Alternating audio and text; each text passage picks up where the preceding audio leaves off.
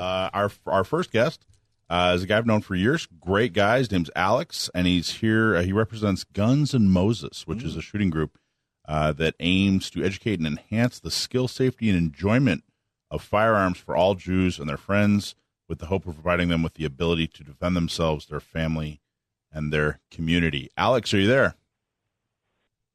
I'm right here. Thanks for having me. You bet. Welcome to the show. How are you doing? I'm doing okay. It's been a very busy week for us. So sometimes tragedy wakes up people to the realities, and even out of a tragedy, sometimes some good can come out of it. I bet. And I want to talk a little bit more about that, but I want to set it up a little bit and tell people about Guns and Moses. Can you just give a little bit about exactly what Guns and Moses does and why they do it? Yeah, we are a Jewish shooting club. We meet regularly to keep up with our training. We bring a lot of Jewish shooters together to just continue the training, because we know that there's always an increased risk in our community. There's unfortunately too few of us, and we need to be prepared to defend ourselves, our families, our community at any time. And this our regular meetings is a great reminder to continue this. And we also bring in a lot of speakers that help us improve shooting, our skills, and also just to keep Judaism in it. The Judaism behind armed self-defense, why it's so important, and how to properly do it in a kosher way. Now, how long? And you guys have been doing this. You guys have been around for a few years now, right? How long? How old is Guns and Moses? Yeah, well, we've been around for a couple of years. We got started by Dane Kaplan. Wonderful idea, just to get us all in. People who've already had some shooting experience, but probably didn't practice enough. But over the years, as we grew, it kind of expanded. A lot of new shooters already started shooting with us, and are no longer new shooters. And we always welcome people to, into the world of firearms, starting with safety and onto training, all self-defense based. And so just the nuts and bolts of it is it monthly? Is it every other month? How often do you guys meet? Well, we definitely have a monthly, a regular monthly meeting. Okay. Sometimes we schedule additional meetings with members that can't make it. And as we grow, I think it's going to be probably a couple of times a month around everybody's schedule. Okay, perfect. But generally, what you guys do is you rent out a shooting range, sometimes before they open, or some kind of private area that's just for Guns and Moses members. There's a small fee. Everybody chips in a little bit to help cover it, and there's usually refreshments and a guest speaker, and then everybody goes on the range and hones their skill. Right? They practice shooting. I've been to a couple of them, and I know that usually people, if someone's shooting a gun that someone else has always wanted to try, people are really open. Oh, hey, yeah, give this a try. Check it out. I've seen new shooters come in, and you guys are super welcoming to new shooters. Is that's pretty much does that pretty well explain it? Absolutely, yeah. People come in. It's great camaraderie. There's a lot of different levels. There's people who have a lot of firearms. There's people who are renting or borrowing somebody else's just to get comfortable with trying everything differently. We do have a kosher breakfast. And that's my favorite part. To be honest with you, the breakfast is my favorite part. And we're always happy to welcome you there. There's a kosher bakery that always takes care of us. Excellent. So it's a lot of fun. Wait a minute. What's the name of the bakery?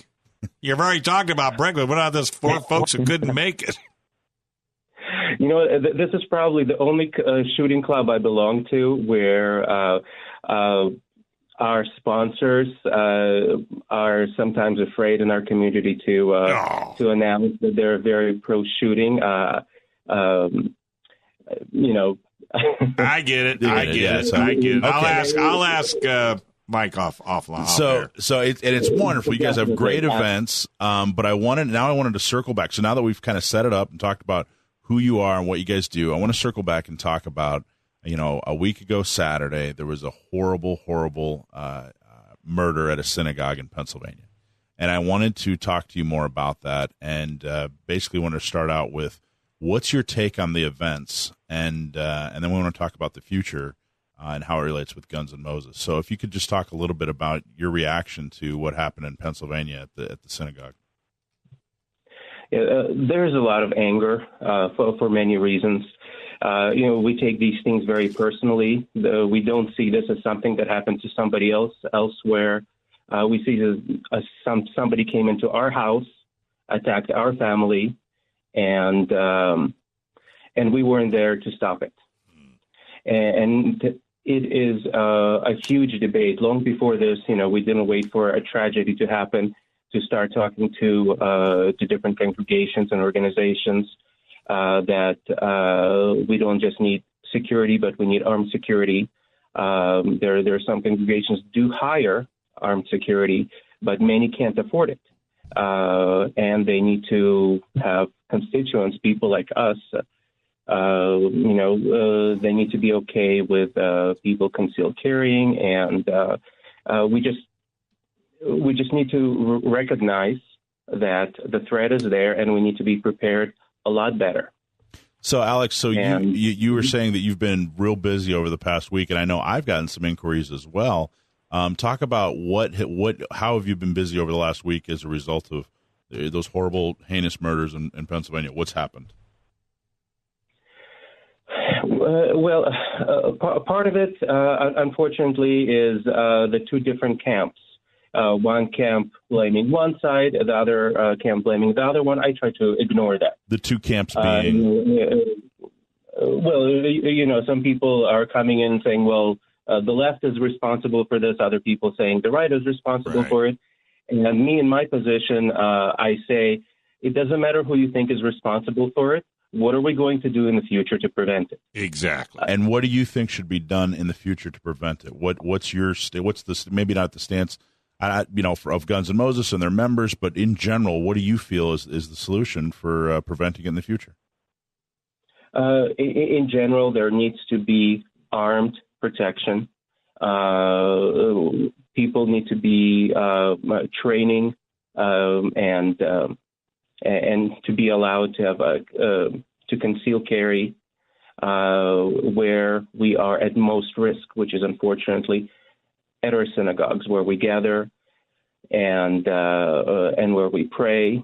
That is where we're very likely to be attacked. We experienced this in the past. We will experience this in the future, and we just need to realize it that there's only one way to combat it. And do you feel that view is do you feel that most of the members or many of the members of Guns N' Moses who attend the events, is that where they stand as well? And also, do you feel that the Jewish community in San Diego, do they also stand with you in that opinion as well? I can't speak for all the Jewish community in San Diego. I can speak for our members in Guns N' Moses, who are from all kinds of political backgrounds, but we are definitely united in our understanding that we do need to be armed in order to defend ourselves. Yeah, well, that is definitely a Guns N' Moses, that unites us. Right. Whatever else we might disagree with, we are united in the fact that we have a greater opportunity living here in the United States because we have the Second Amendment, where we can have weapons and defend ourselves without outsourcing our own defense to others. Right. And, Alex, before I have to let you go because we kind of ran over, but it was a very important topic. We don't want another situation like this to happen no matter what the religious denomination. Has nothing whatsoever. It can't happen again. So we need to be proactive, not reactive, because every time we're reactive, nothing ever gets done. I think it's up to each and every synagogue to decide what they want to do for their, for their folks that come to their church, and it needs to be done and it needs to be supported. Alex, keep up the good work, and we will definitely be talking to you down the road. And God bless you. Without someone doing something about it, it's not going to get any better.